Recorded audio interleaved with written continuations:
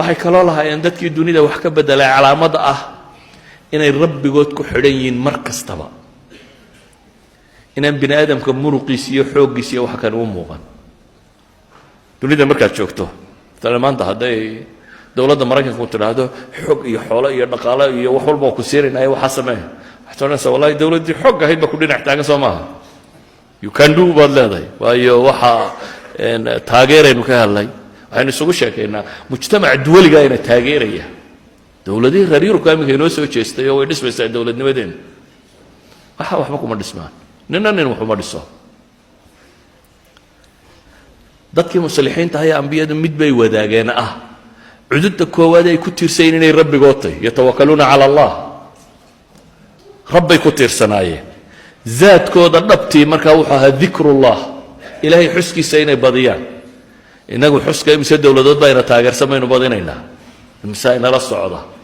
dad kale xuskood aadanaha xuskiisa aynu badinaynaa laakiin iyaga waxay ahaa dhaqankoodu ay badinayeen maxay xuska rabbi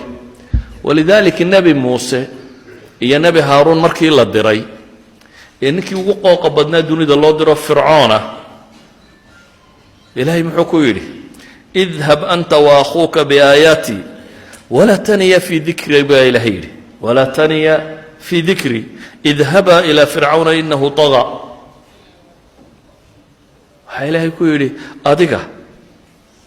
iyo walaalkaa taga aayaadkayga idinkoo sitaa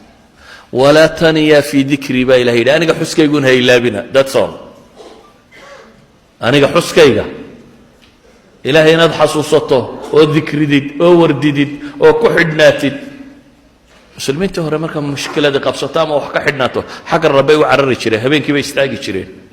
wardigay badsan jireen ilaahay ku xidhnaantiisay badsan jireen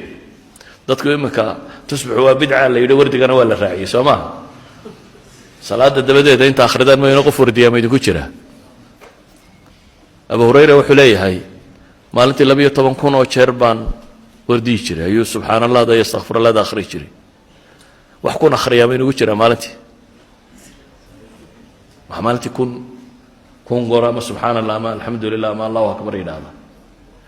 awraadda nusuusta ku soo aroortay boqolka iyo soddonkaababa dhiba oo dadku laazimi kari laayay ilaahay wuxuu ku leeyahay nebi muuse iyo nebi haaruun aniguun xuskayga ha ilaabina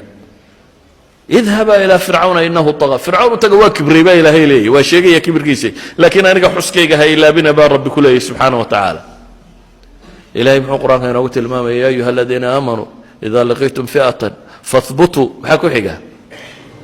wadkuruu llaha dikran kaiira wab dagaal haddaa gashaan baa la yidhi oo gaala la kulantaan sugma xaggee baad madad ka raadin ilaahay in badan xus baa lagu yidhi madadku xaggaasu jiraaye